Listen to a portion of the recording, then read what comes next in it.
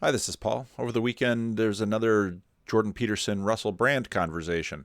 Now, just today dropped the Jordan Peterson Bishop Barron conversation, but I've been having conversations all day, so haven't had a chance to watch that one yet. I saw about a quarter of it, and there's certainly some things I'm going to want to point out in that conversation.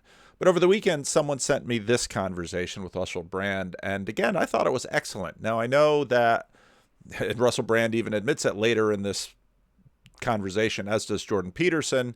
A lot of people don't have a lot of respect for Russell Brand. I just sort of knew him as some comedian clown who had marital and drug problems until he had those conversations with Jordan Peterson during the first wave. But Russell Brand seems to bring out a lot of the topics with Jordan Peterson that I'm interested in.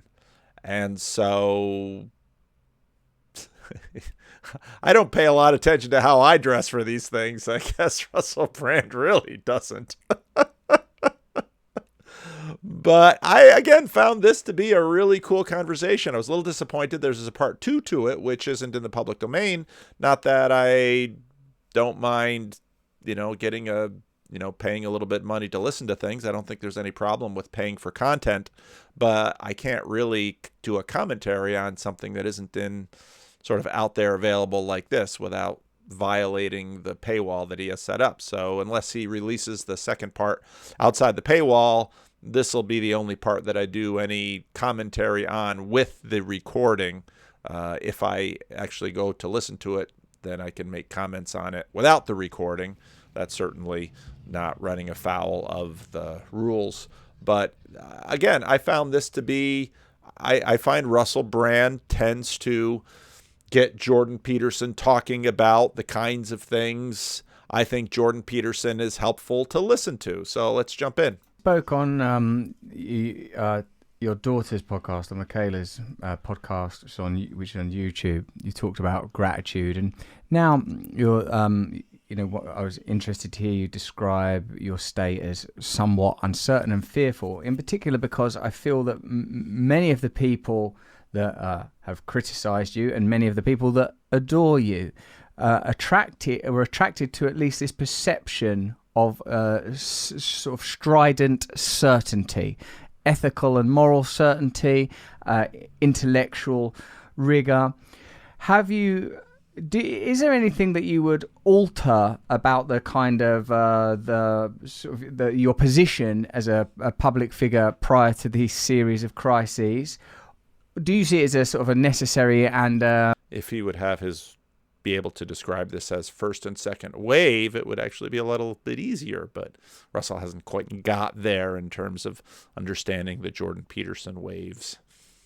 Sort of the kind of evolutions that narrative produces all the time, or would you say there's anything that you would now withdraw or reframe?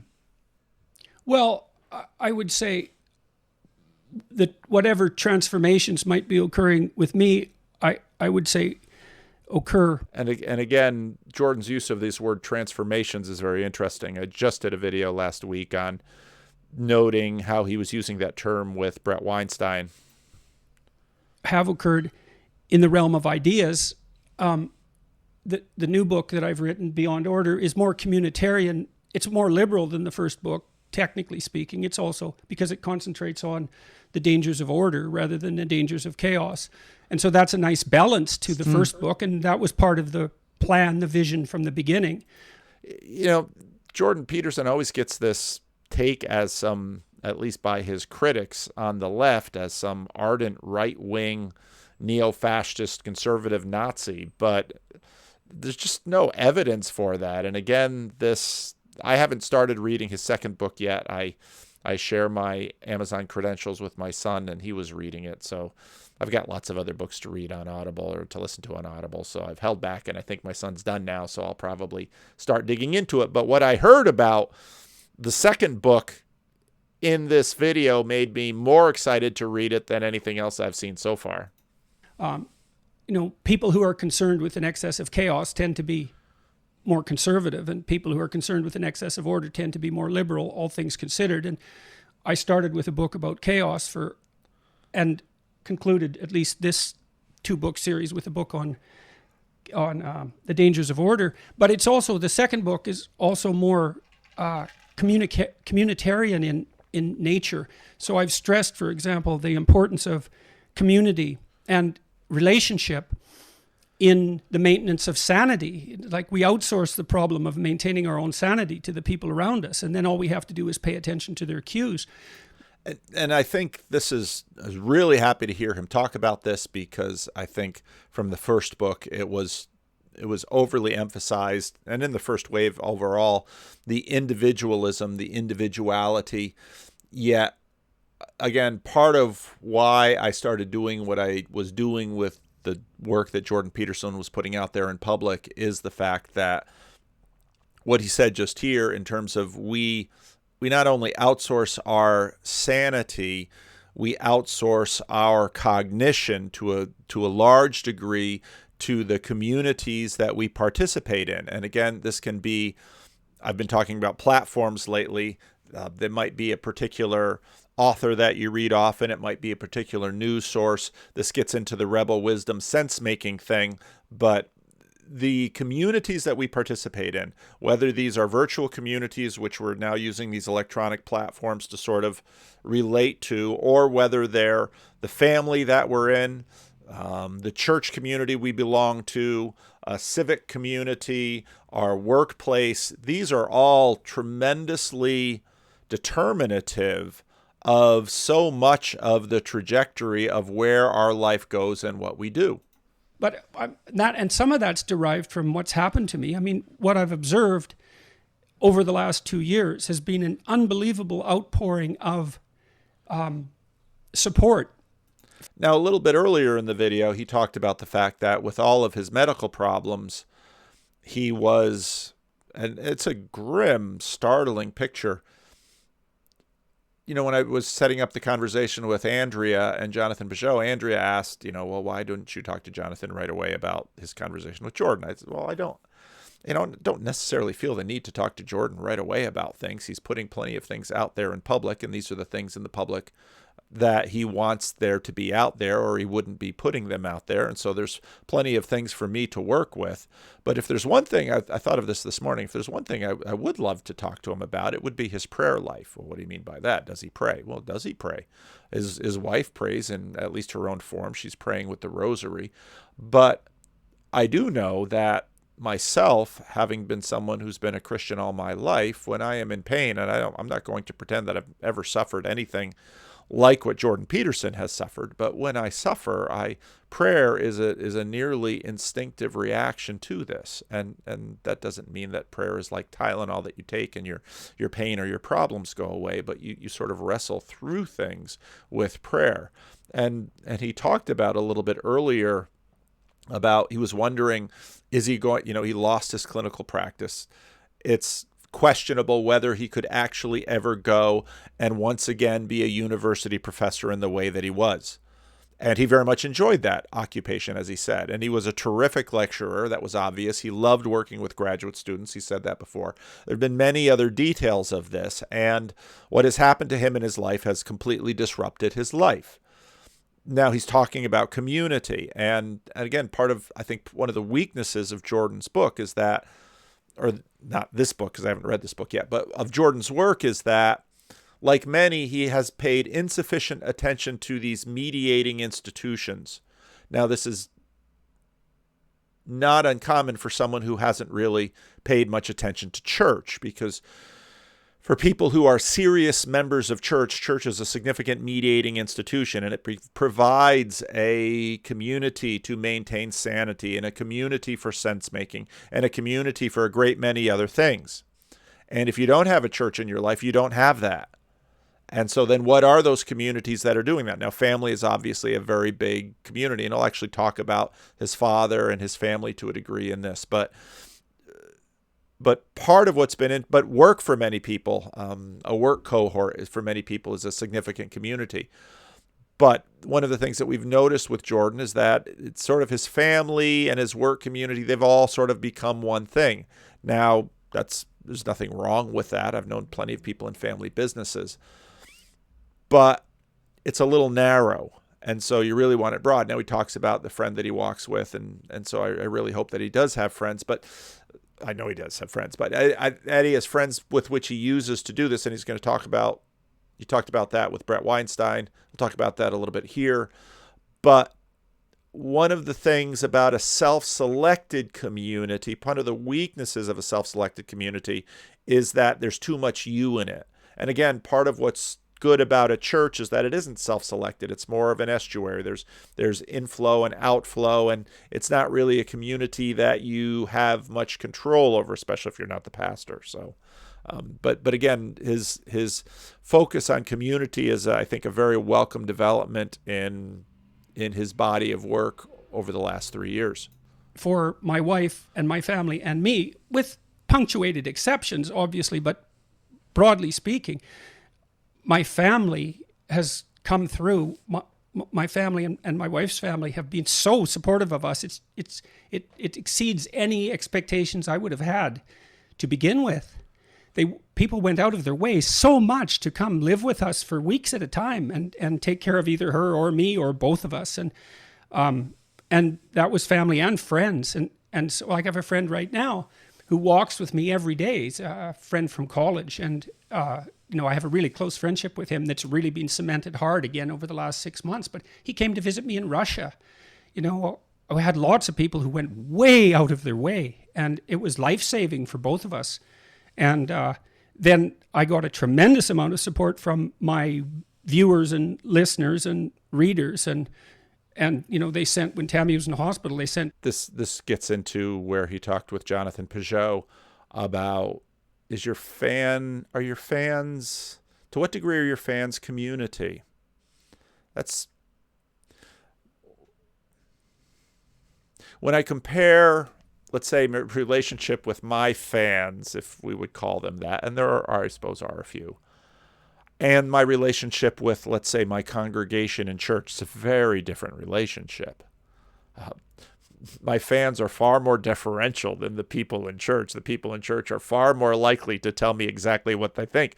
My people in church are far more likely to be angry with me and disagree with me. And their loyalty is not primarily to me, but it's to the church, which becomes sort of a third thing. And that's a really helpful thing in the context of a relationship, because what it means is that a different community dynamic happens in the church, even with me as pastor, and in the Christian Reformed Church, traditionally, pastors didn't have sort of the same relationship with a local church, let's say, the way an evangelical pastor might have with a local church, because pastors sort of came and went, and the church as a community as such sort of stayed together. And again, it's those dynamics that are not centered around me that are so important within a church, because I can get better feedback from others in terms of, well, am I doing right? Am I doing wrong? Correction.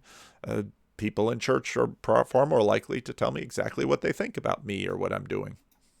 Hundreds of letters talking about praying for us. And, my sister printed a lot of those out and put them up on the hospital wall in bright colors. And, it was really helpful. And so, I'd realized... And that's just classic church stuff, because if you're at least in a medium or small size church and you're ill, there's usually some support that comes from the church.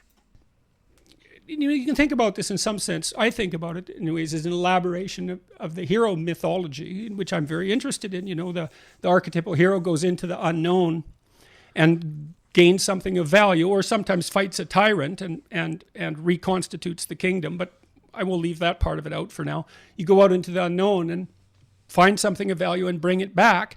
But then it's shared and distributed. That's the second part of that story, the communicative aspect of it. And I think right now, as Jordan Peterson is emerging from the underworld, I hope that is what happens with him, because many of us who followed him closely in the first wave felt his absence, and he comes back. We want to hear from the underworld. We really do. And I know he doesn't want to have his body of work be focused on that, which I completely understand. It is a part of this story. And that's partly, I'm very interested in communicative technology, but But it's also the case that an element of that is that that's something that it's like King Arthur and the Round Table. King Arthur's the king, and the knights are, in some sense subordinate to him, but not really. It's a round table, and every knight enters the forest at the place that looks darkest to him. But there's a group effort there, and the redemptive process, let's say, which is what hero mythology concentrates on in the final analysis, is something that is everyone's responsibility, but that we all need help with. It's so interesting because it's your problem, but you can have help. It's okay that you have help, that everyone is on board. And so I think that I understand that more deeply, what that means now.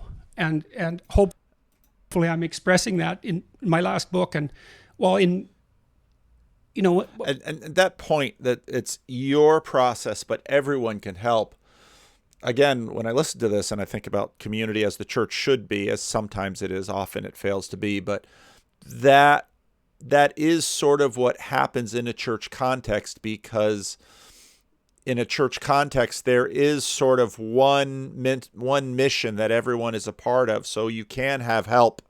And I thought he said that really, really well here.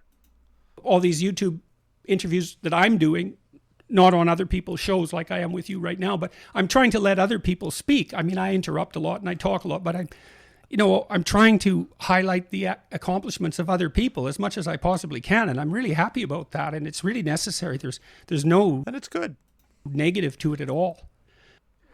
This journeying into darkness and returning with the bounty or boon in order that it may be communally shared is, yes, like an important and a powerful narrative. Do you think that we are somewhat politically bereft when in the narrow spectrum of countries such as the United States, there is a heavy focus on individualism wherever you might fall in that admittedly narrow spectrum? It is a little funny that, of course, Russell Brand, I assume he's living in the U.S. now, but he's a native of the U.K. Jordan Peterson's a Canadian. I don't know, but I mean, there's just always this focus on American politics. Maybe because I live in the United States, but when I lived in the Dominican Republic during the 90s, I almost forgot about American politics. I missed a lot of the Clinton administration because I was living out of the country.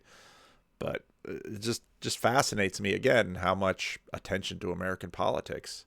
Now, individualism, of course, is a big deal in the West, and it's a big deal in Peterson's work. I.e., liberalism, for want of a better word, seems to me to be focused very much on the individual, the rights of the individual, the role of the individual.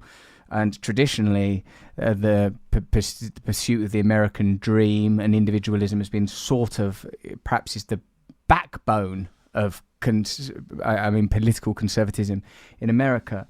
Do you think this kind of dearth of real communal values is a strong or even governing factor in this kind of political nadir America in particular, but the world seems to be experiencing? It's a good question. I mean,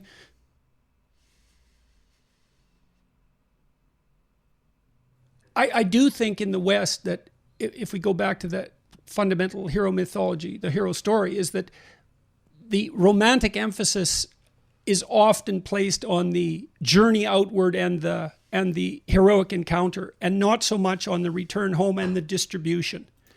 Now, his point there about the romantic emphasis will be really important, because one of the things that I was thinking about when I first listened to this video was how Russell Brand will always bring things back to what he'll think of as spirituality. And I think Peterson rightly understands this as a function of romanticism. Okay, what do we mean by romanticism? Romanticism is this cultural movement in the West. Obviously, Rousseau has a great deal to do with it, but it's this cultural movement in the West where objectivity becomes such a central focus that the individual is lost. And the romantic or romanticism tends to be this, pulling things back to subjectivity. And it's an assertion of the primacy of subjectivity. Now that's a really big deal, because when you look at, let's say, all of the discussions of wokeism and the rise of the woke, there's a lot of romanticism in that. Sort of the standpoint epistemology is all about the assertion of the primacy of the subjective individual, and the claim that all of society must bow their knee to that. And so later, I mean, part of what was interesting about this video is sort of this tug of war between Peterson and his scientific approach, which is modernistic scientific approach, and Russell Brand keep wanting to pull back to all of this sort of new age language about spirituality and consciousness, and Peterson keeps interjecting about the romanticism in there and the romantic, and I think that's quite right. And then Peterson is going to equate, and this happens in the Bishop Barron video, at least the part that I've watched so far, religious with the value, and that's true too, but yet the domains aren't completely identical. And each of those are equally important, and the heroic encounter, and not so much on the return home and the distribution. And each of those are equally important, clearly. I mean, if you find something valuable and then you can share it with other people, obviously that multiplies the value. And I do think that you're right, that the liberal message has emphasized the individual element of that and comparatively de-emphasized the other element. But I don't see anything really nefarious in that fundamentally. I think it isn't obvious that we know how to do that. I can give you an example, okay? So, well, I've been talking to people like Bjorn Lomborg and Matt Ridley and Michael Shermer and who else would fit in that category? Steven Pinker. These irrational optimist types, materialist atheists fundamentally, and that's not a criticism, Enlightenment types. And they keep hammering home the message that if you look at the data, Marian Tupy has written a beautiful coffee table book showing this. It's 10 trends that every educated person should be aware of, and then a bunch of micro trends. If you look at major economic trends globally, so many things are getting better so quickly, although still incrementally, that it's really, it's unparalleled in human history, and it's accelerating. But it isn't obvious how to make that romantic. And so it's a problem with storytelling to some degree. It's like, well, what do you say to if Black Lives Matter or Antifa or right-wing groups that have a conspiratorial element call to a romantic element in young people, they offer them an adventure, and that's really important. But an adventure, the adventure of incremental rational progress, isn't an adventure, right? It's almost the opposite of that. It's slow and incremental and diffuse. And now I'm anticipating a conversation between Jordan Peterson and John Vervaeke, and it's right at this point where that conversation is going to get interesting, because of course John Vervaeke has been less sanguine on the hero's journey, and I think so. I recently had a conversation with Rafe Kelly. Just today I had another conversation with Rafe Kelly and John Vervaeke. Both were outstanding conversations. Now Rafe's release of videos is slower than mine, and I don't want to, I want to let him release those videos when he's ready to, and then once he releases them for his channel, I'll put copies on my channel. But this question of the individual, of narrative, of a hero's journey, all of those come in, and they are enormously powerful things, partly because almost every human being is equipped to handle those things as sort of their primary frame of reference. And that makes them, just in terms of the populace, so powerful. Whereas a lot of the abstraction, I just looked up her book as he was talking, a lot of these other things require sort of this abstract perspective on the world, which science sort of affords via statistics and theoretical thought. But that's not the native language. It's sort of like speaking PhD level math. Well, you can do it with enormous precision, and a group of people will know a lot of what you're talking about, but the vast majority of the population will not. And I think that's part of what Jordan's getting into here with this. It's hard to make that into an adventure. And so the communitarian element is, it's not easy to transform into a motivating message. And again, one of the things that you see in movies is that if something happens historically and they make a movie about it, well, they'll often do a lot of damage to the facts of the case, let's call it, in order to make a compelling movie. And, to what degree have they actually just made a different story? But, the point that Jordan makes there is really an important point. And I mean, I was trying to do that to some degree in Beyond Order, trying to make that into a. And I think, part of the reason C.S. Lewis abandoned straightforward apologetics, nonfiction, and eventually wrote the Chronicles of Narnia and Till We Have Faces, I think is exactly because of this. Now, whether or not Lewis was successful, Tolkien certainly was. A message that was of trying to make that into a message that was of motivational significance. And that's really, you have to do that if because look, there's nothing that's not within our grasp now, Russell, as a species. That's a big statement. I'm dubious. We can do whatever we want. Now we have to figure out what we should do. And then we have to figure out how to communicate that in a way that's motivating to everyone, so everyone's on board. That's the problem that faces us. I become concerned by this idea of progressivism. I feel that it is sometimes used to underwrite a kind of intransigence around power, and I think it's used as a panacea to sort of dissolve the voices of discontented people. Brand is really interesting because sometimes he can sound just like, if you listen to what he just said there, he both deconstructed progressivism and, in a sense, supported it all in one sentence. And I've got sympathy for that. There is a real case to be made that many of those who are on the front lines of the sort of progressivist worldview with their projects, if people buy into their projects, they will continue to have a more enhanced status and more wealth and more power and control. So Brand is an interesting critter, but the point he's making is not without its truth. The idea of looking at, look, you can see that the average, 100 years ago, there was people that have had rickets in Victorian England. I feel that the challenge is that for me, what that does spiritually is it denies what. Okay, spiritually, what do you mean by that word?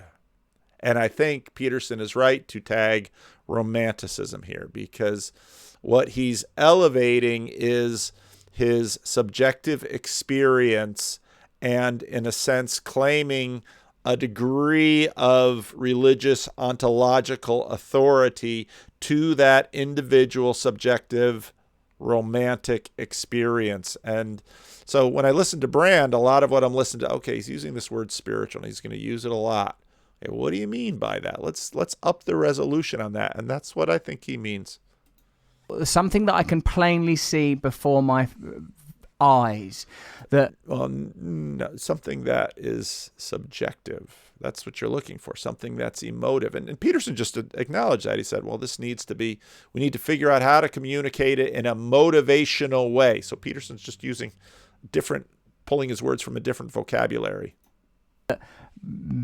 Big corporations and state power are collaborating in order to conserve power and to I think people are becoming less and less able to exercise agency in ordinary life. I'm talking about countries like Anglophonic countries in particular. I think the pandemic has, whether most people would say. And this again is where Brent, because okay, are you a conspiracy theorist that we might imagine way over on the far right? Or maybe he's just so far right and far left at the same time, the circles kind of come together in sort of a weird place. Necessarily has brought about a lot of legislation that's not been through due democratic process. I feel that it allowed big tech to have more access to people's data, and I personally query the objectives of like some of these. And he always pulls his query the objectives. This is a strange way of talking. Almost insurmountably large corporations, particularly when they have governments that are quick to placate them and operate primarily in their service. Look, you put your finger on a fundamental problem. I mean, imagine. So for the incremental progressivists, they look at the average, right? And what Jordan really does here was a nice master way of retranslating Brand. The average. And if you look, for example, at the average number of calories that someone in sub-Saharan Africa has access to now, they have access to as many calories per day as the typical person in Portugal did in 1960. So it's a walloping transformation. They've passed satiety. So what will happen now is that the next problem on the consumption side that faces sub-Saharan Africans on average will be a rise in obesity. But the problem with statistics or even ideas that concentrate on the average is you don't take into account the distribution. And so just because the average has improved massively doesn't mean that there's not problems of unequal distribution, severe problems of unequal distribution. So imagine we have these are existential problems though, in some sense. They're not political problems, they're deeper than political problems. You have the problem of absolute privation, and that's the normal state of affairs. You're born with nothing in some sense, right? Left to your own devices, you just starve and die. So that's the susceptibility to absolute privation. And then the second problem is the susceptibility to relative privation. And those are both big problems. And so the optimists say, well, look, we're really, really solving the problem of absolute privation. And they say, well, every day, 200,000 people in the world are lifted out of the UN's definition of abject poverty. So maybe they slide from $1.90 a day to $2.10 a day. And that's to be celebrated, but then at the same time, you can say, well, yeah, but they're still living on $2.10 a day. And both of those are right simultaneously. Like, it is something worth celebrating, but it's also, there's still the lingering problem of relative deprivation.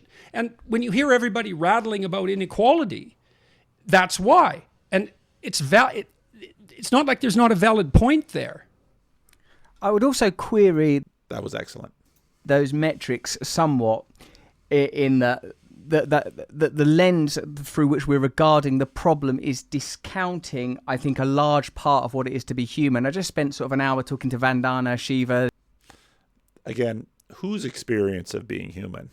The Indian academic, ecologist, and she's a very powerful woman, incredibly anti-establishment, challenging the influence of Bill Gates, the patenting of seeds over there in India, the negative impact of big tech on their agricultural industry, and what she clearly regards as malfeasance and a deliberate disruption of the Indian way of life. And when I speak, I wish I knew more about it. I don't know if I'm going to have the patience to watch that conversation, but the Indian way of life, which Indian way of life? And this, what you find with national narratives, we've got this in the United States, of course, I'm sure Canada has it, where I imagine like the family farm but when I imagine the family farm, I imagine it with vaccinations and hospitals nearby that can do expensive and extensive treatment on people so that life expectancy, because this idealized version of the past. Oh, you mean you want an infant mortality rate of India in the 1950s or the 1920s or the 1870s? Which idealized India do you want to go to? And it's always part of the problem of these anti-establishment narratives, when how tyrannical has the Indian establishment been since the end of the Raj? Well, I don't know. I really don't know. The most I've read is a very interesting dual biography of Churchill and Gandhi, which went through some of that history. But so you're complaining about and comparing India to what Indian Golden Age? With somebody like that, like these, I feel that kind of data, and I think I've spoken to some of the people you talk about, Yuval Noah Harari, people I sort of admire and respect, who tell good stories. I feel that those stories are promoted because they can be used to underwrite the myth of progressivism, because materially, scientifically, medically, there have doubtlessly been so many incredible advances. And I think that what we neglect is something that it seems to me you're very interested in: our spiritual evolution, our... Okay. What do you mean by spiritual there? Personal awakening. And like, as you said... What do you mean by awakening there? I mean, all of these things, I love this one. It feels a conversation between Glenn Lowry and John McWhorter. John McWhorter says something in that, like, you can imagine a soundtrack.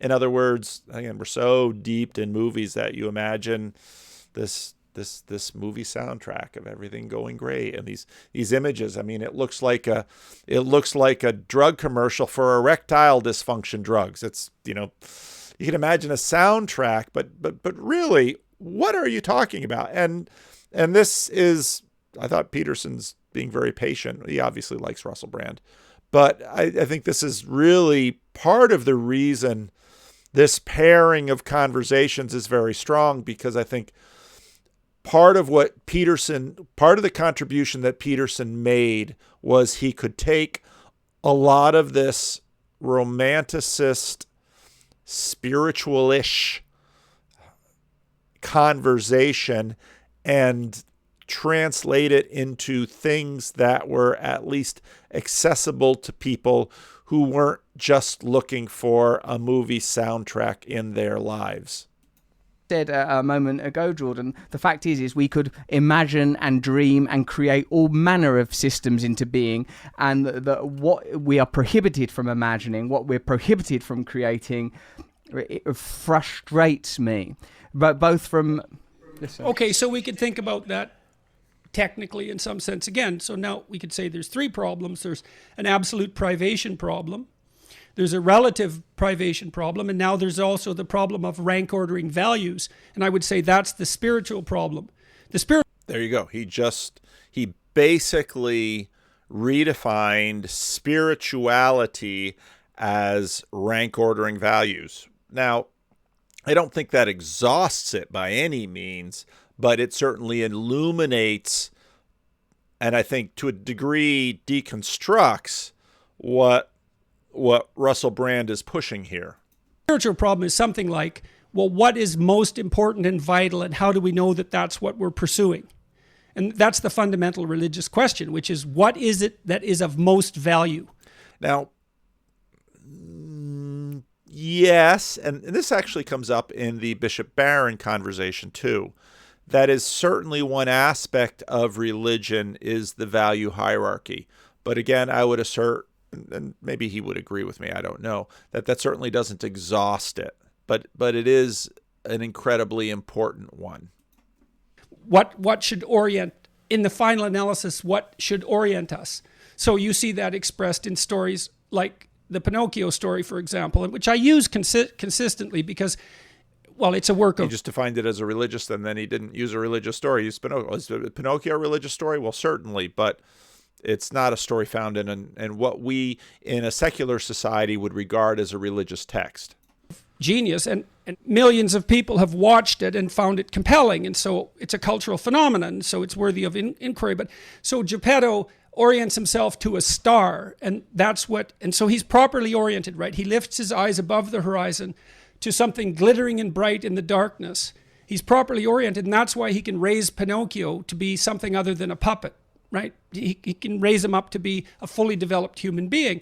It's a religious issue, and the question is, well, what is the star that should guide us? And well, that's something we have to talk about an awful lot. I mean, I'm interested in hero mythology primarily because the stories we tell one another and have told one another from time immemorial constitute our attempts to orient ourselves properly in life towards whatever the highest value might be. And it's part. That's really helpful and important. Now, again, Vervaeke's going to push him on if they go here with their conversation, and it'll be probably between 1 and 2 hours. And I would love to see much more extensive conversations between John and Jordan. It's a shame that they had a conversation that John told me about previously, which wasn't recorded, which John thought was actually the better of the conversations of the two. The second one you can find on YouTube, which I think is also a good conversation, but this is let's listen to this again. Part of an or from time, the stories we tell one another and have told one another from time immemorial constitute our attempts to orient ourselves properly in life towards whatever the highest value might be. And it's part of an ongoing discussion that the whole human race participates in, that's part of the process by which we identify and rank order and communally celebrate, let's say, and pursue our values. Now, that does get into the platforms conversation, because whereas we might imagine that this was hosted in synagogues and monasteries and places of that nature, today, where is it hosted? The universities, the magazines, movie theaters, governments, the arts. And it's of crucial importance to do that ritually and dramatically and also explicitly and philosophically. So, and it's also a problem. It is a problem when I've talked to Bjorn Lomborg and Matt Ridley and Marian Tupy, for that matter, about their work. I mean, one of the things, they're perfectly aware of this, that there's something lacking in the story of progress against absolute deprivation. It's not enough. That's part of what makes it lack its compelling nature, apart from the criticism that you raised, which is, well, what about relative privation, which is a perfectly relevant criticism. But you have to have both of those. Like, just because there's still relative poverty doesn't mean that victory over absolute poverty isn't worth celebrating. It certainly is. No. So, okay, so we have to orient ourselves spiritually. Absolutely. I agree with that. There's no doubt about that. My sense is... Now, what exactly Jordan means by spiritually there, that's very interesting to me. That this, vanquishing of absolute poverty is an inadvertent side effect of different objectives that are to do with the conservation and perpetuation of the abiding machinery of commerce, capitalism, and consumerism. Maybe an inadvertent consequence. Like, for example... Wow, that's a deeply cynical view. That's a deeply cynical view. Example, don't you sometimes, when you think of slavery and the abolition of slavery, that slavery was maintained for as long as possible, then there comes a point where it's like, oh God, we can't get away with slavery anymore, but we can... Why not? Why not? You can't get away with it anymore because, yeah, that's a deeply cynical view. We will rescind our right to have slaves, but we will keep an economic class primarily made up of people, in, say, the case of the United States of America, made up from that same kind of background, that these kind of, and like that can then be rightly labeled progress, but in terms of a kind of an epiphany, a cultural and social epiphany. Now, I know he really needs to do more reading of the abolition movement. Just even, I read a book a couple of years ago on John Brown. I visited Harriet Beecher Stowe's house in New England, and what Uncle Tom's Cabin did. We can bring up romanticism here too, but this ability for people to imaginatively enter into figuring out what it'd be like to be a slave. There was that UK, that BBC, people often point it to me, series Civilization. I think it was episode 13. He talked about Dickens, and what Dickens did in Western culture and to UK society was, via the arts, via literature, expose, and this relies on romanticism, because you take this image, and this is what has in some ways been behind most of the liberationist movements in the last 150 years or so. I should probably rewatch that and take a look at that again, because that ability, and I think it's dependent upon mass media, that ability to project a mindset of injustice and suffering at a scale which, especially in a democratic society, moves people, has done a lot for the people movements that we've seen in the last 150 years. I have a phone call to make, and so I need to pause this here, and hopefully after that I'll be able to come back to it. I suppose I'm suggesting there are universals, that there is an absolute North Star that we can all refer to, but isn't any religious man making that claim that there is some... I think it's too one-sided, Russell, because there's no doubt that corruption exists and that hierarchies can degenerate into power structures and become tyrannical and counterproductive. But that's what happens when they degenerate. That isn't how a properly functioning human hierarchy works, and they're not very stable if they degenerate in that manner. Let me give you an example. You can tell me what you think about this, and then I'll talk about slavery particularly, because it wasn't just an economic calculation to get rid of slavery. Britain, the movement to abolish slavery was driven by truly believing Christians. They had a walloping effect over a number of decades in eradicating slavery. It was a moral move, and it was replaced in some sense by another kind of slavery. But one thing that happened in some sense is that as the modern economic system displaced the slave system, which had existed forever, we all became our own slaves, right?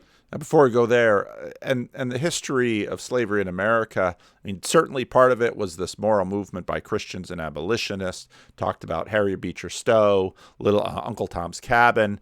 Another part of it let's say in California, folks from the South came over with their slaves. Northerners came over, and they resented the slavery. California was a free state. The history of the end of slavery in the UK and the United States is extremely well documented. People pay very little attention to it, because most people enslave themselves for 8 hours a day, and then they can be free men the other 16. And so we've substituted our own slavery and the slavery of machines for the slavery of others. And that wasn't only technical, it was also a moral decision. And I don't think you should discount the moral striving that went into that, because it's an important part of the historical record. And you don't want to ignore the contribution of moral people in the past to our progress, right? Because it gives you a very dim view of humanity. Lots of people knew slavery was undesirable and wrong, and risked a tremendous amount to move beyond it. Actually, so, I wouldn't discount that moral contribution, with regard to any of the great cultural conversations and conflicts. But what I feel is that the, inverted commas, the system is most adept at absorbing what is required and repackaging. For example, now again, it's very interesting because the system is agentified now with Russell Brand. And so someone for whom, and this is a common thing that you see often, people are very quick to dismiss corporate agencies, let's say, in some regards, but somehow they take on evil, and it's, here's this corporate agency that is evil, but they're skeptical about all kinds of other evil. It's very interesting the way these biases work out in us. When, when British colonization of India ended, we sort of soon see the establishment of economic entities that are the ending of the Raj in India is itself an enormously interesting history, and then the division of India from Pakistan, Bangladesh, enable a continuum of comparable relationships. So ordinary life for many people in that region doesn't significantly improve. I feel that most power that is conceded under the condition that it doesn't affect the interests of the powerful significantly, that is a rarefied strata of society. Now, again, this is a very subtle, right here and right there. Notice his criticism, which is absolutely appropriate. Most power that's conceded, they're not looking to take a big hit. And, okay, who does take a big hit for the welfare of others? Who does say your well-being at my expense? Christian morality is deeply underneath this, and the idea that the whole narrative that one of absolute power should empty himself and become a slave, well, Philippians chapter 2, it's right there. Now, he's not thinking about Christ, he's not thinking about that, but that has become in many ways the de facto definition of what someone with great power does. And now he kind of, takes a swipe at Bill Gates after a conversation with someone else. Bill Gates and the Gates Foundation, in a very serious way. I mean, Bill and Melinda Gates, their goal is not to inherit their not to basically give their children their absolutely enormous wealth. I mean, if you're looking around for baddies who preserve their privilege, Bill Gates probably not on that list.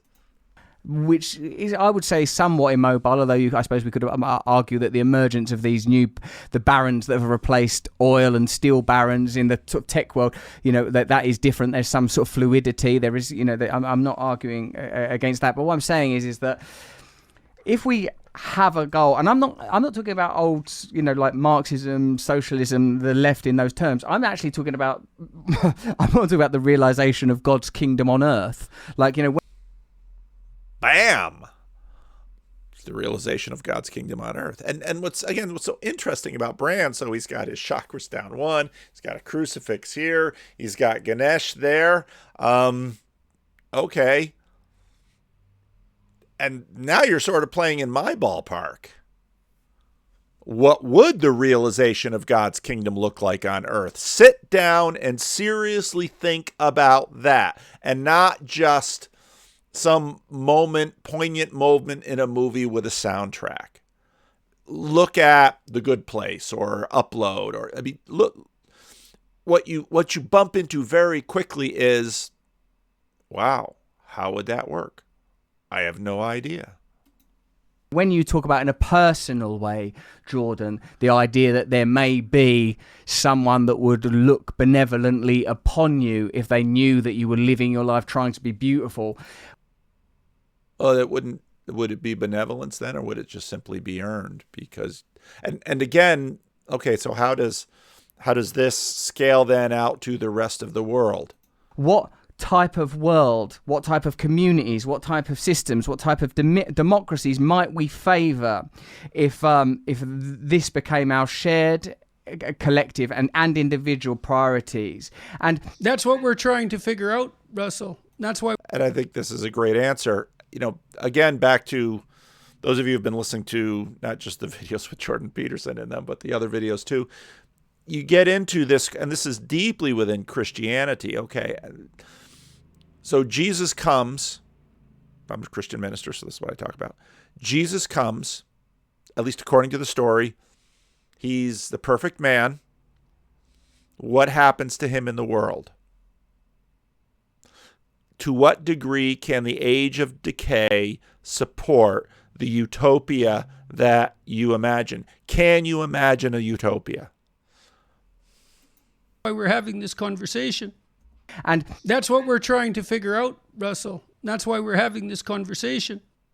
yes, That's what we're trying to figure out. If fundamentally, I believe that's the purpose of real discussion. And I think one of the reasons that YouTube conversations like this have become so powerful is because you can actually have those discussions. You know, what we're doing is so different than network TV. It's so different. It's so revolutionary. Like I was talking to a Wall Street Journal An interesting change of subject. reporter. And I don't mean that dismissively. I mean, it's the way these conversations go. But here we're beginning to focus on, and then we're over to network TV. The day, and I said, well, why do you like YouTube? And he said, well, the conversations just follow this unpredictable thread forward, and it's so interesting to watch them. I said, well, that's the logos in action. That's what you're seeing. There's nothing more compelling than that. So if we're... Think about what he just said. It's pretty remarkable, the assertion he just made. We're doing... And it's so interesting to watch them. I said, well, that's the logos in action. Let that sink in, what he just said. That's what you're seeing. There's nothing more compelling than that. So if we're doing this right, look, the last conversations we've had, including the very last one, have been received very positively. And I believe the reason for that is, I think that to the best of our mutual abilities, we're trying to get smarter than we were before the conversation. And I'd say not just get smarter, but we're trying to... We're seeking the kingdom of God, in Russell Brand's own words. Isn't that really what we're trying to do? And now we're seeking it in the flesh. We're seeking it with each other. We're seeking the good. Now, we might not even be knowing we are trying to do that. But, you know, I made my point in my Sunday sermon that every video game producer, the goal is to, in a sense, captivate 100% of the people 100% of the time. Every novelist, every movie maker. Now that has a particularly skewed image of what the realization of the kingdom is. And, you know, I was talking about that with John Vervaeke and J.P. Marceau in our conversation, because we're not happy with people looking at a computer screen or looking at a book or looking at screens in the home or in the movie theater. We want to see this realization in the physical world, and we want to see it permanent. And that's the kingdom of God. And we very quickly realized, those who tried to tell stories about it, that even with the amazing power that we have at cinema or literature, that we really are bad at it. We're not very good at it. So it's not just the certainly getting smarter is a step on the way, but this is what we're all pointing to. Because of we're trying to get smarter than we were before the conversation because of the conversation. yes. And people respond extremely positively to that. And isn't that wonderful that that's the case? And so we are trying to figure this out. And I would also say, don't assume malevolence where ignorance is sufficient. You know, when you look at how a large system operates, Nice little wisdom. you don't want to forget that part of the reason it's not doing so well is because people actually don't know how to do it better. It's not the only reason. Malevolence exists, for sure. But, you know, and then what do? Well, you try to dispel the ignorance, your own ignorance. What you and I are trying to do right now, hopefully, is to dispel our own ignorance and to share that process with the people who are watching and listening. I believe Okay. that the reason that you had such a profound impact in your sort of roaring campaign through identity politics, through maleness, is because, to me at least, it seemed as an observer, it's underwritten by years of clinical practice, a deep understanding of Jung, and you were genuinely orating on conquering unconscious territories, of awakening out of the unconsciousness. And like when you... There's a lot of... I mean, I could sit down and understand what he's saying, but it is amazing. And the Bishop Barron video starts this way too.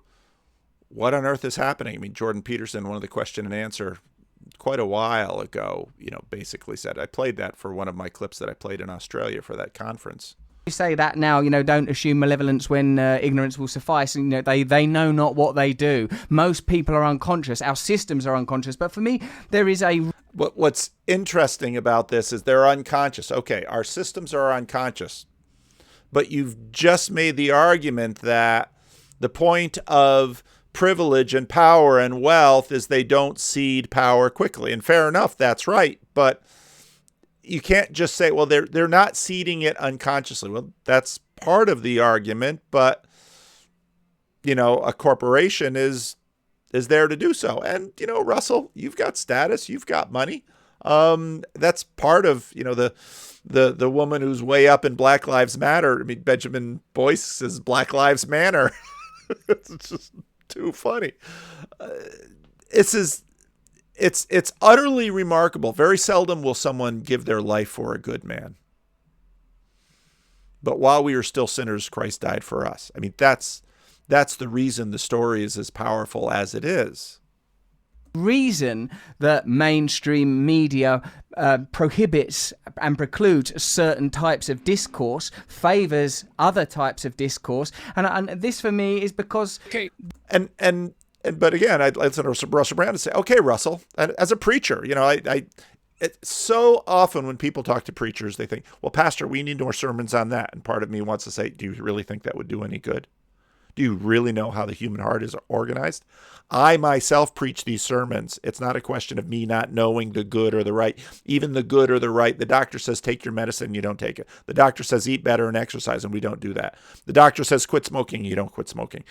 People are not direct. And so now we're going to scale it up to, these systems don't have consciousness.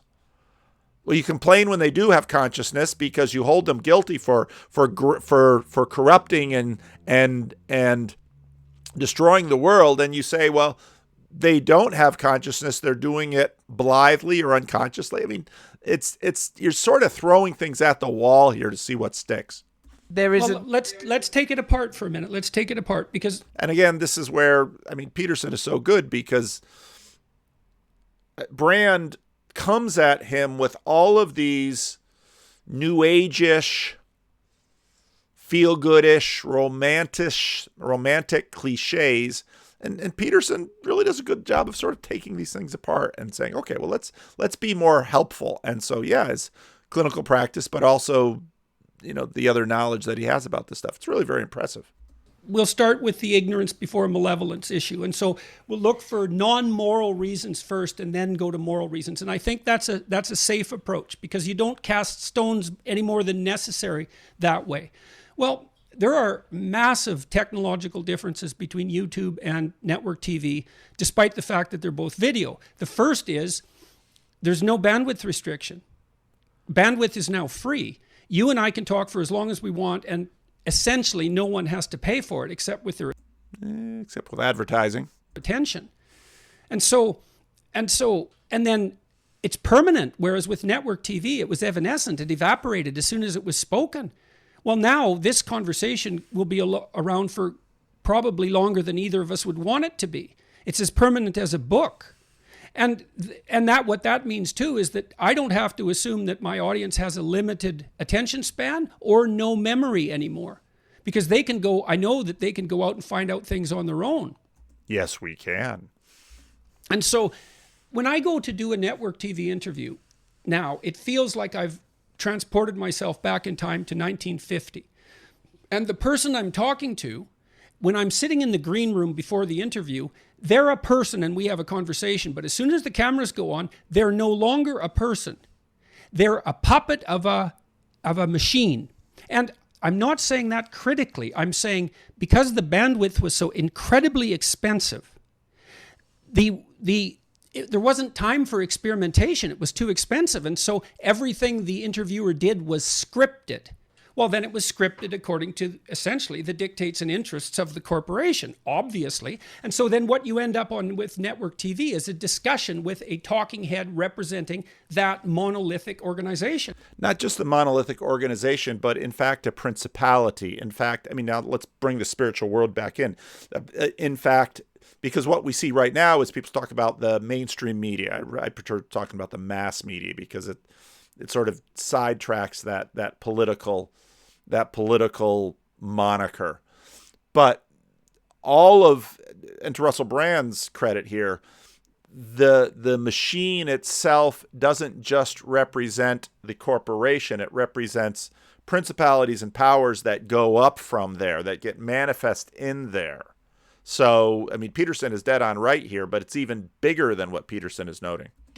You're not talking to another person. And if you were, that person would get fired, right? Because they would now be an individual instead of this immense machine that was necessary because the communication technology was so expensive. Look at David Fuller's interview with Trigonometry that he recently did. It was an excellent interview. And he talks about Cathy Newman. And, but see, there's also principalities and powers at work here too, because you could say, okay, that whole corporate thing wouldn't let Jordan Peterson back on BBC Channel 4, I think it was, to redo the interview with Cathy Newman. But Cathy Newman won't come on Jordan Peterson's channel either. Why? You've got status, you've got reputation, you've got. I was even talking today, and someone I was talking to was in another place, and Paul Vanderklay. No, we got to be really very careful around Paul Vanderklay because Jordan Peterson. And this person just kind of chuckled inside and thought, you don't even know Paul Vanderklay. But that's how this thing works. So Cathy Newman's not coming on Jordan's channel. So you start with that, and then you might say, well, and furthermore, it was warped by the fact that the corporations of a certain size are protecting their existence, which of course they are, and so are the people within the corporation. Of course they are. Just like we would fight for our hierarchical position. Of course. So, yes. But all that's gone now. And now we have this, and now we're figuring out what to do with it. Now, what you said there about the sort of the position of the journalist in the chair and how they become an automaton because their role is so prescriptive within that corporation, that's no different to something that, Chomsky would have said 30, 40 years ago. No different. You wouldn't be in that chair if you didn't share the beliefs of the corporation.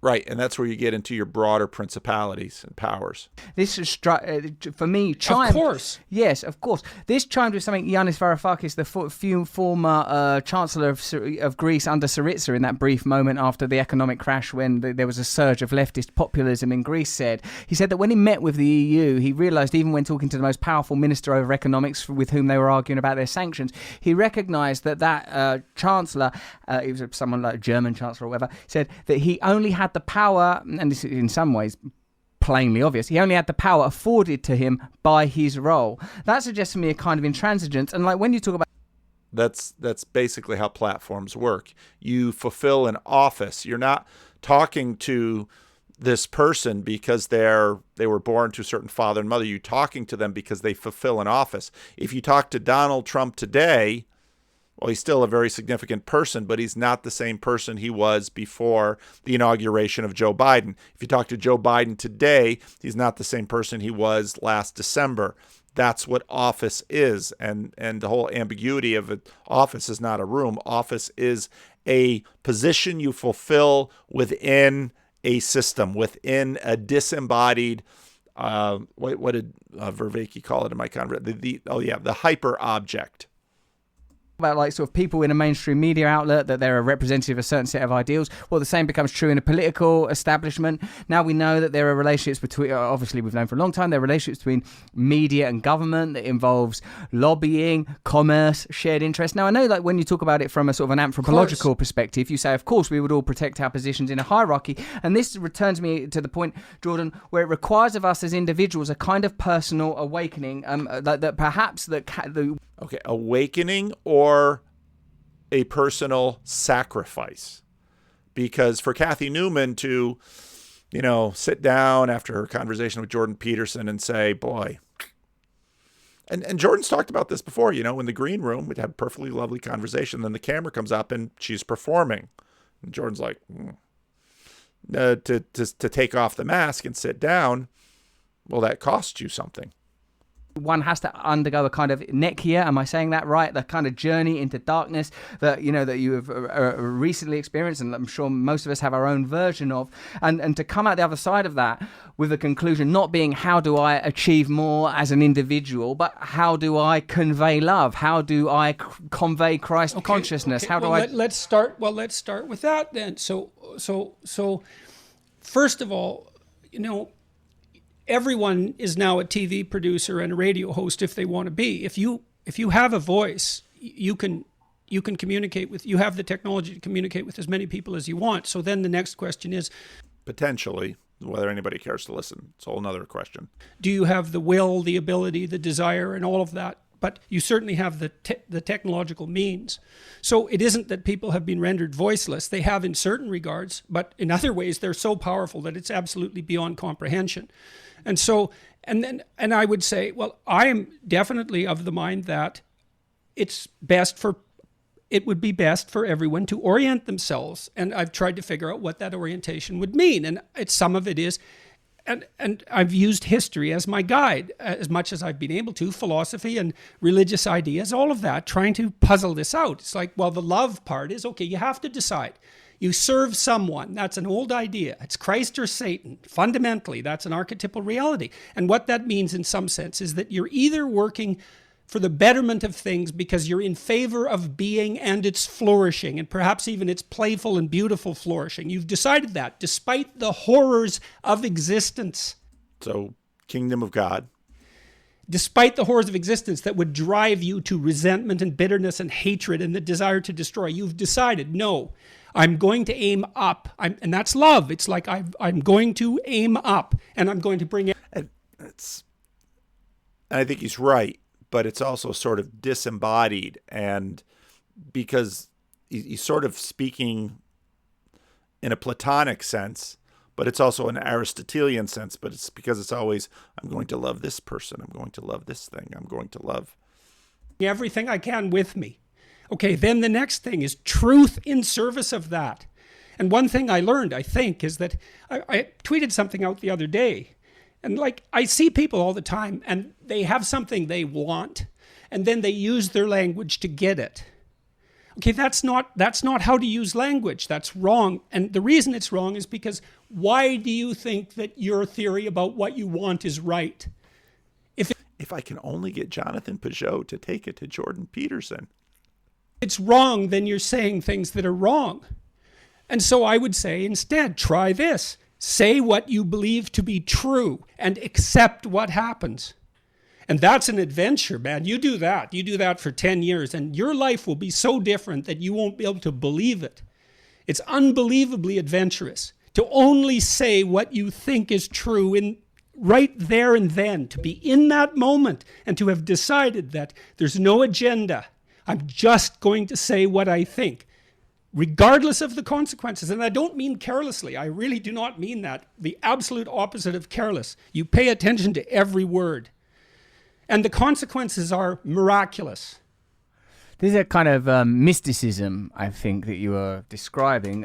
Firstly, the ability to remain entirely present. Secondly, the idea that you can respond authentically without It's interesting that he calls this mysticism. Agenda of personal advancement. This requires, I think, a kind of transcendence. It certainly, from my understanding, would require Again, and this is sort of where Brand goes with this stuff. Okay, so Peterson, of course, digs in with this, very powerful message, and this I find, with religious people too. It's probably also characteristic of me. Well, now we're sort of going to translate this into this mode of talking, and so Brand now goes to the mysticism and the transcendence and the spirituality and then the romanticism and kind of ego death. There's sort of energies that compete in me. The tension seems to be between this sort of a very vivid sense of love and awakening and service and sort of values of which I'm quite proud, and still, I would say, I don't know if I would want to call them atavistic, but quite primordial, sometimes unformed, certainly libidinous, concupiscent sort of rushes. He's quite good with language. Like that. I love the idea of living authentically and truthfully in a moment, and how sort of potent, radical, punk and effective, divine that could be, mischievous, tricksterish. It's almost like a beat poet here. Almost, and Right. Yeah, That's got the romantic element there, because it's unpredictable. It's absolutely unpredictable. You just don't know what's going to happen.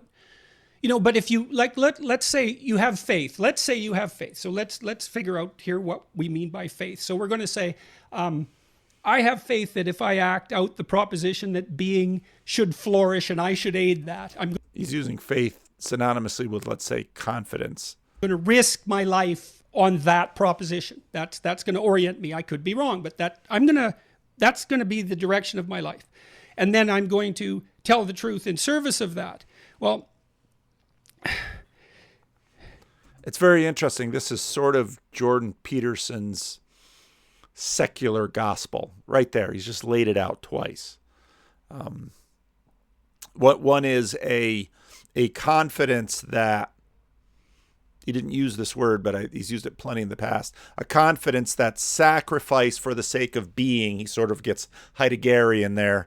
Sacrifice for the sake of being will not be fruitless. So that's your first. That's your first step. You got a 12-step program, or it's your first step. The second step is then truth. The faith then is the acting out of that, is the actual uttering of the words, and the willingness to observe what emerges as a consequence. And you think, well, do you believe that love and truth prevails? Do you believe that? Oh, if you believe it, act it out. Well, then you act it out, and it's very unpredictable, and you do have to watch for the emergence of these counter positions that you describe. You believe it, so you act it out, and you observe what happens, and you accept that as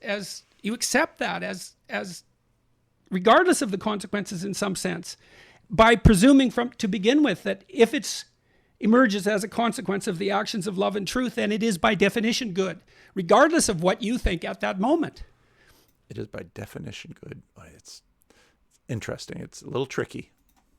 I mean, because you have to put your faith somewhere, right? Because you don't know everything. You're stuck with it. So do you have a better theory than that? I can't find a better theory than that.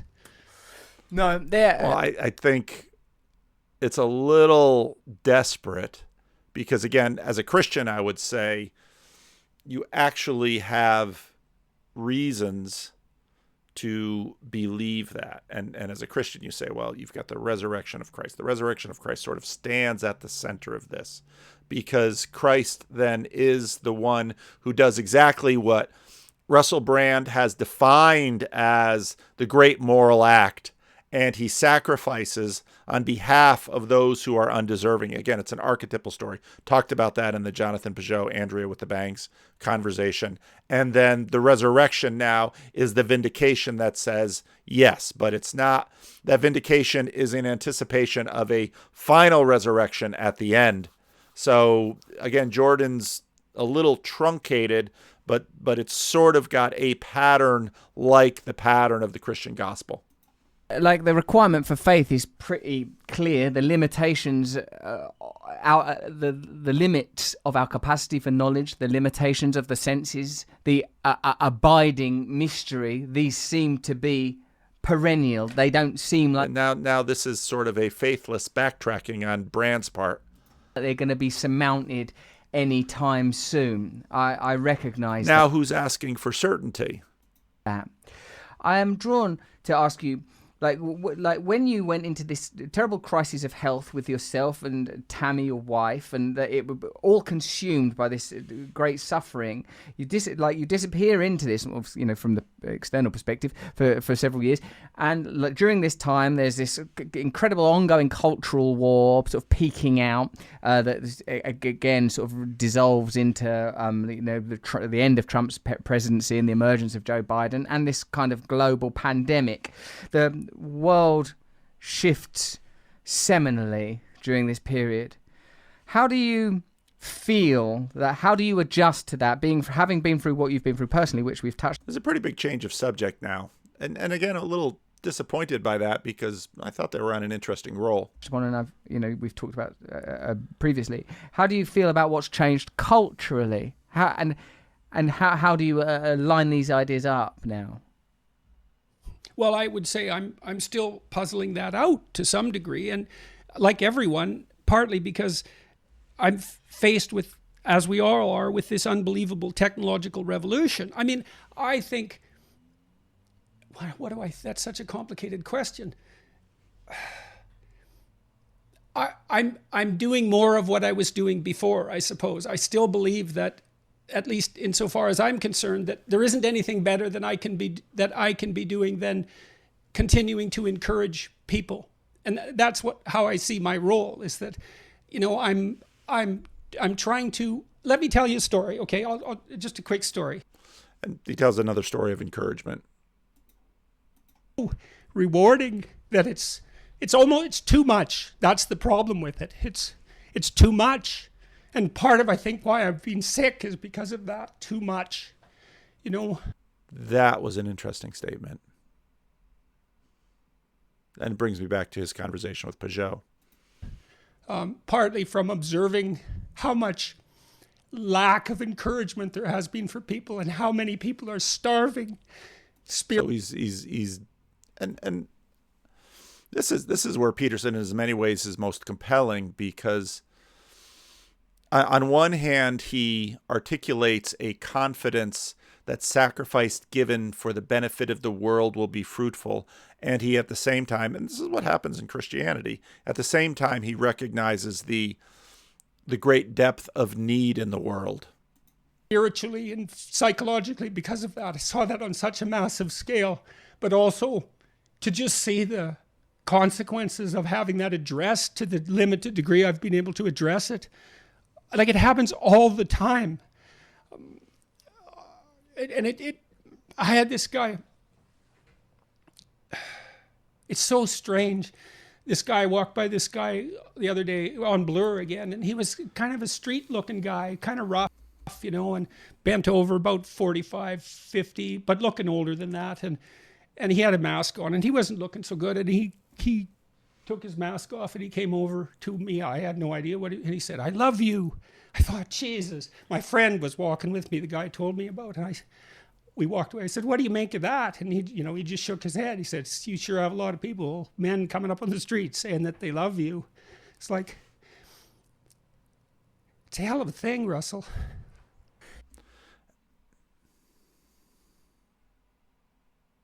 A couple of thoughts. On one hand, I don't want to, like, Spanish words flood into my mind when I think about this concept because English doesn't quite work, but I don't want to minimize what he just said right there. What happened? What are the platforms through which that happened? YouTube, podcasts, publishing books. But we started this conversation talking about community.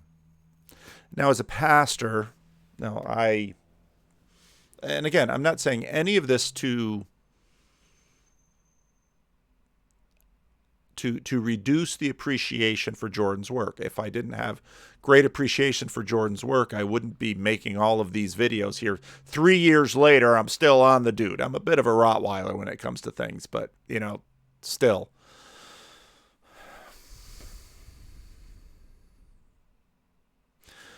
But to me, this sort of gets back to the Jonathan Peugeot fan comment.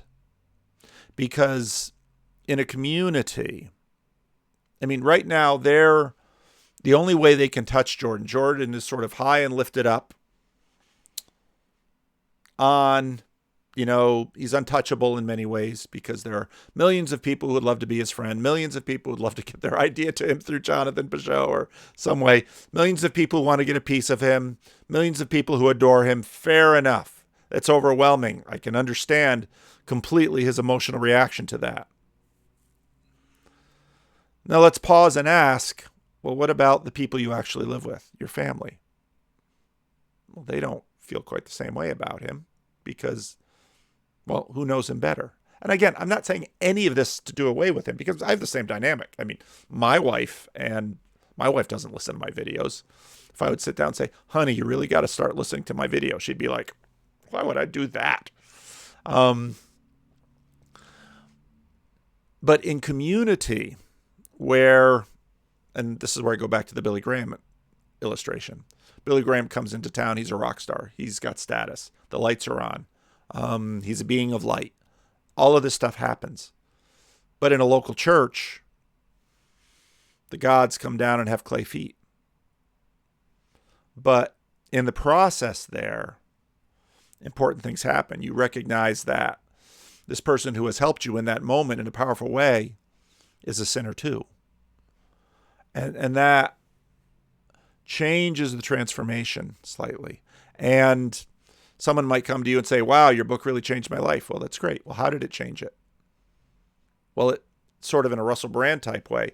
Well, I felt the transformation inside of me. And maybe they put the transformation into place. And he talked about that. And, this guy, in the story that he told, this guy went to law school and was going to get a job in New York. He's going to make the world better. And that's absolutely great. And I'm not taking anything away from Jordan Peterson with this. But to actually live in community with people in this transformation, it's different. And actually, again, part of the weirdness of this, again, is the change in platforms. So Jordan Peterson or Paul Vanderklay or, Augustine or someone can change people's lives. But it happens now with social media, with the internet. It's all peer-to-peer. It's happening in different ways.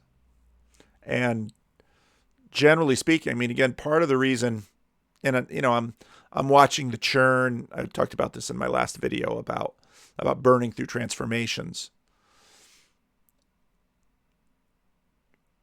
We were talking earlier about, okay, what about the kingdom of God? How can we get there? Well, certainly these kind of tools that we have that sort of peak transformation in people, they have to be followed up with living together.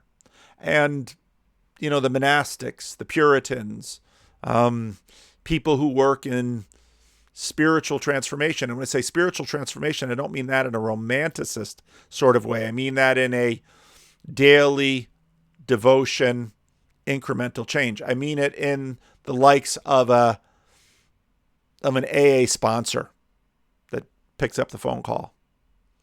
I mean it in the way that Jordan was talking about his family and a friend who flew to Russia. It's this patient walking with.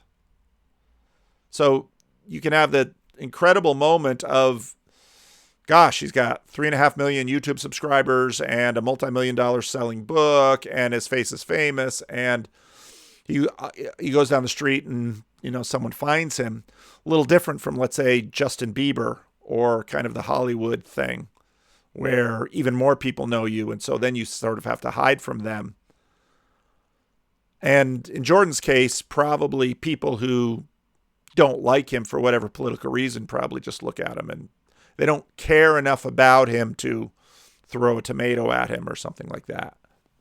But the fans will come and express their appreciation. And that's all good. Again, I'm not saying this to take anything away from that, but just to contextualize it in what I know about life change in community over years of living together. And there are those kairos moments of transformation, but in my experience, the long transformation is that walking together. It's a hell of a thing, Russell. And God, how could you want something more? How could you possibly ask for something more than that? I think you can. I think you can ask that. I think you can praise God for this. And because if you 5, 10, 15 years from now, again, part of the reason I started this channel was I knew that people would have this moment, this kairos moment of transformation, and it would pass. There would be churn. And someone would say, yeah, but Paul, you haven't had anything like Jordan's transformative impact in the world. Absolutely. And people have churned through my channel at least as fast as with Jordan. Absolutely. I'm not taking anything away from him. But for people, and Jordan knows this, he's a clinical psychologist. They need a track to walk on. And so how can you ask for anything more? Yeah, I can ask for something more. I can ask for the kingdom of God. I can ask for the world transformed. I can ask for a reality in which, I see suffering is such a difficult thing, because if there was no suffering, at least for us in this dispensation, in this age of decay, we wouldn't be spurred on sometimes to the transformative aspect. Suffering itself is itself not the enemy, but sometimes part of the process. How could anything that was narrowly selfish, let's say, in the sort of grasping capitalist mode, to use the cynical left-wing caricature, and it's not like there's never truth in that, but we're all grasping, that's for sure. How could anything that could possibly produce, even in theory, compete with that? Right. And that's when people tell me Peterson's a grifter, I just think, you don't know anything. Because Peterson's right. I've seen this transformation in a number of people. I've walked with people. It'll be interesting when we start up the meetup again to hear stories after COVID and how many come back. Because again, I know churches, people can come into a church and they'll be like, Pastor, that sermon changed my life. And as a pastor, I kind of sit back and say, well, thank you. Changed your life? 3 years from now, ask me that question. Because that's how people are. They're not even in the same universe. I understand what you were saying. And I'm thinking about it, it's because you have this very particular background in clinical psychology and academia as a teacher, and the edification and raising up and teaching of people is plainly so important to you, and it seems now more than ever. And I feel how open-hearted you are, and perhaps have always been. And I wonder if there's something, the question continually asked of you of why do you feel like you resonate with males? It seems to me, I wonder, is there a wound in your maleness, or a wound in your adolescence? Is there something in you that is open, do you feel, that has made this connection possible? Because it can't simply be the translation of these theories. I think some of it's actually the doing of my father. I think I had a good father.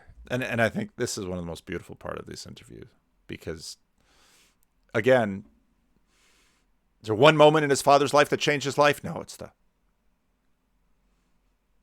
and he encouraged me. Like, my dad instilled within me his faith in me. Fundamental, like, we had our set tos, It's not like our relationship was without conflict, but I knew I had something that none of my friends had, or virtually none of them, which is I knew that my dad fundamentally believed in me, right? Fundamentally, regardless of anything. And what he and that wasn't some moment in a movie with a soundtrack that said, "Son, I believe in you." That's what a movie can convey. It's always being there. I thought that fundamentally, I suppose, that it was a good thing that I was around, or that I was a good thing, something like that. But it was deep, and that gave me a sort of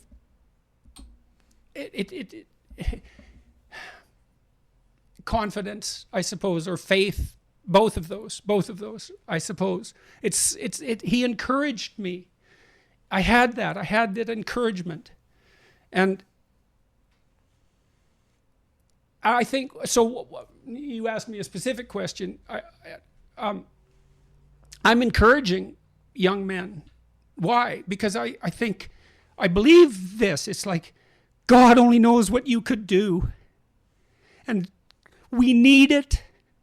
Like you're a good example. I mean, look at you. Christ, you're unbelievably creative. You're so smart. You jump from idea to idea. You're very charismatic, and you have this immense talent, and that led you into wastelands of all sorts, because you didn't know how to control it, or, you weren't oriented properly. God only knows why. But you're trying to gather that all up and to figure out what to do with it. It's like, great. Who knows what piece of the puzzle you would contribute if you got your act together and contributed everything you can. And I mean, it's clear that you're trying to figure that out. Otherwise, people wouldn't be responding to you. It's so many of the comments were, my opinion of Russell was, neutral or negative or whatever. But I watched this and like, he's really doing his best, obviously. And that really impressed me. So it's so nice to see that kind of judgment. Hey, it's like, well, I can see that he's trying. And so now I'm on his side. And so it looks like you can kind of trust people to respond positively to that. And that's so nice, isn't it? That's actually the case. That is. You can let yourself out. Yes. I can begin to. I get the idea that sort of, again, looking at it as best as I can interpret it from a Jungian perspective, that some of these unformed primordial forces that found expression in some ways that were unhealthy for me and probably for others, are now aligning. They're becoming sort of. I don't want to use the word colonized because it has so many negative connotations, but You haven't read C.S. Lewis's Miracles. You can use the word. It's an important word. It has a meaning. You don't have to. Don't let the baddies steal good words. Activated towards positivity. Integrated. Yeah, because you don't want to suppress them or repress them. You want to bring them on board. Yes. Absolutely. And that's, and that's the other thing I'm telling young men too. And because I certainly believe this to be true. All that aggression, that capacity for aggression and violence, that physical strength, that dangerousness, those are unbelievably useful once integrated, admirable. I talked to Jocko Willink the other day, and the guy's a monster. He's 2 feet thick, and he's a warrior from the age of 3. That's the kind of person he is. He goes to Naval SEAL training, and what do they teach him? You have your friend's back. You subordinate all that antisocial aggressiveness, that dominant striving, that power, that physical strength, that desire to destroy even, all of that.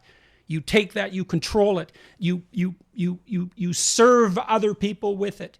You have their back. And he says very straightforwardly, that he's an effective leader. To the degree that he's been an effective leader, it's because he takes care of the people around him. And that's a great clip right there. That's it. So he integrates all that, what could otherwise be, catastrophic, criminal or genocidal horror. He's trying to integrate that into whoever it is that he can be, if he's everything that he can be.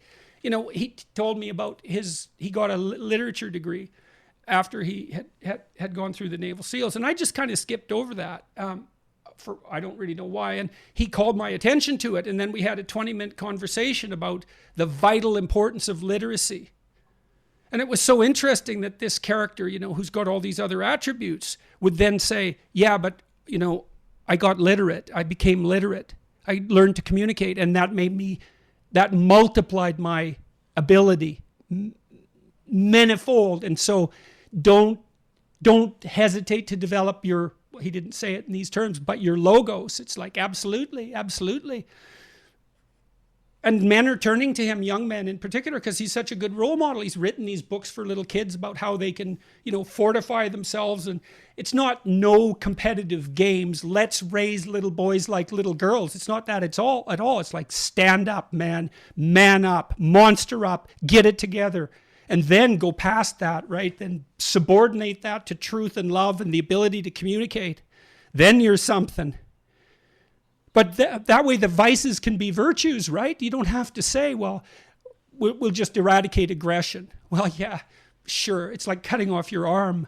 You're going to get rid of that motive force? That'd be like getting rid of sexuality. You don't want to get rid of that. You want to integrate it.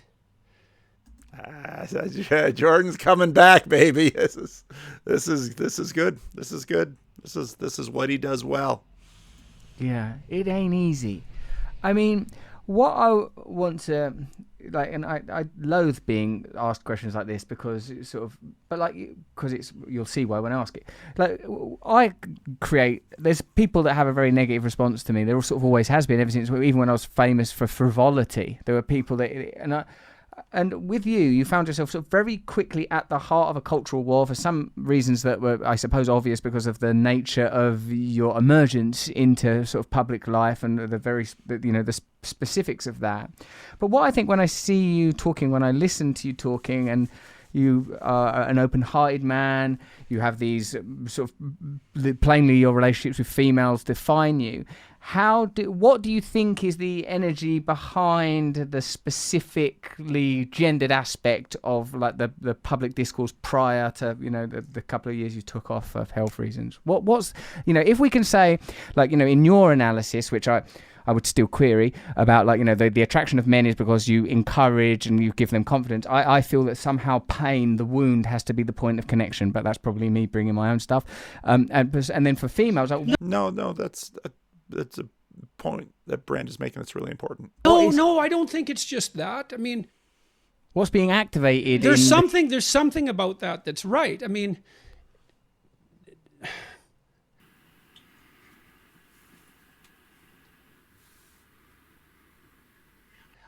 well, that's a good question. It's not like I understand why the people that I'm talking to are disaffected. The men I'm talking to are disaffected. I understand that. That's the shared pain, I suppose. I understand why they're doubtful and about putting forward their best. I'm not contemptuous of that even. I see that it's a deep wound in a sense, and no wonder. And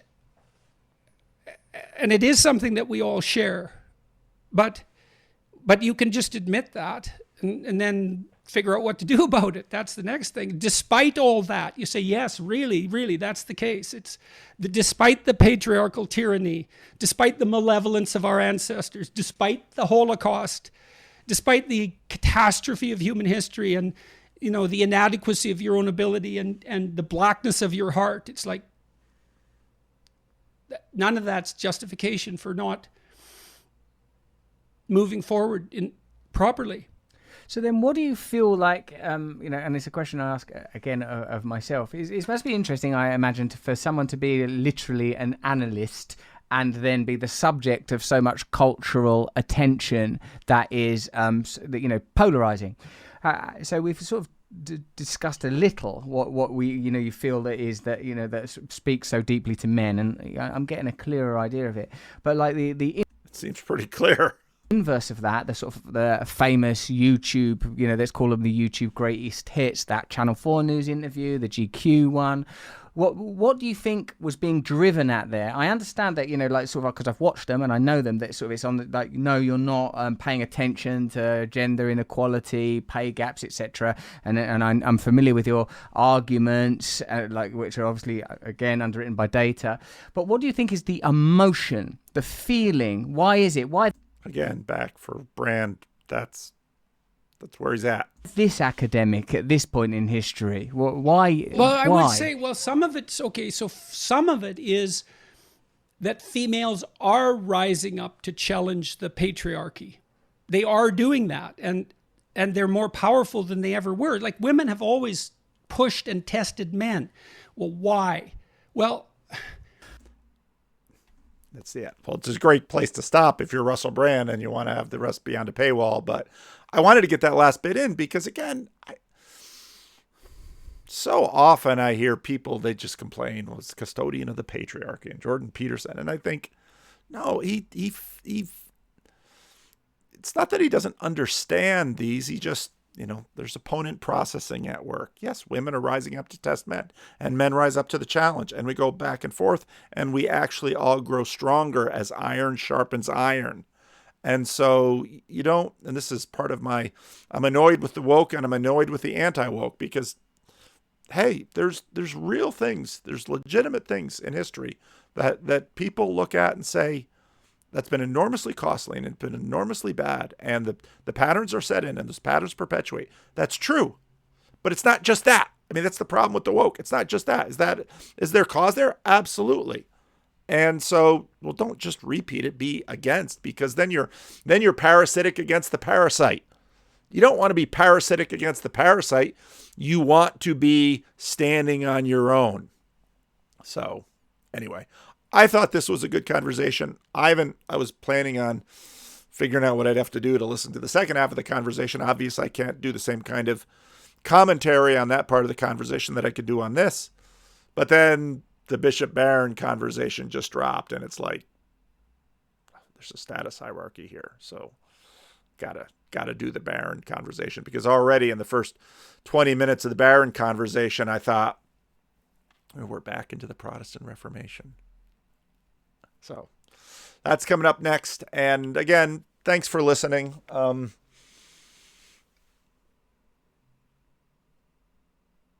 I appreciate the comments. I try to read as many as I can. And some of you leave really, really meaty comments, and I learn from your comments. And so sometimes I make videos from your comments too, because I learn. But I've got to wrap this up and call it a night. So thanks for watching.